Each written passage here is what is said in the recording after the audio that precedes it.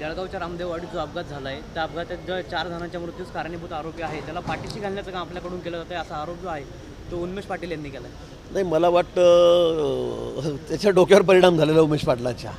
आता कुणीतरी 4 जणांना उडवलं, त्याचा ॲक्सिडेंट झाला। त्या दिवशी रात्री 1 वाजेपर्यंत मी हॉस्पिटलला होतो। ते माझ्याच मतदारसंघातले लोक आहेत, अतिशय गरीब आहेत, बंजारी समाजाचे ते लोक आहेत। आणि मी रात्री 11 वाजेपासून तर 1 वाजेपर्यंत जवळपास 2-2.5 तास हॉस्पिटलला होतो।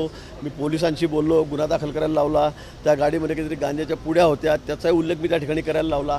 त्याच्यामध्ये मला कळत नाही, पण त्या सगळ्या क्रायमरी लोकांनी त्या गाडीवाल्याला खूप मारला आणि त्यामुळे त्याला मुंबईला हलवण्यात आलं, पण त्याच्यावर गुन्हा दाखल झालेला आहे। आता याच्यामध्ये काहीतरी वेड्यासारखं बडबडायचं, काही बोलायचं आणि खरं म्हणजे उमेश पाटलाला तर उत्तर देण्याची मला गरज नाही। त्याला म्हणा 4 तारखेला समोर ये निकालाच्या वेळेला आणि मग बघ आपली पद काय, आपली लायकी काय म्हणून मतदारसंघामध्ये या जिल्ह्यामध्ये।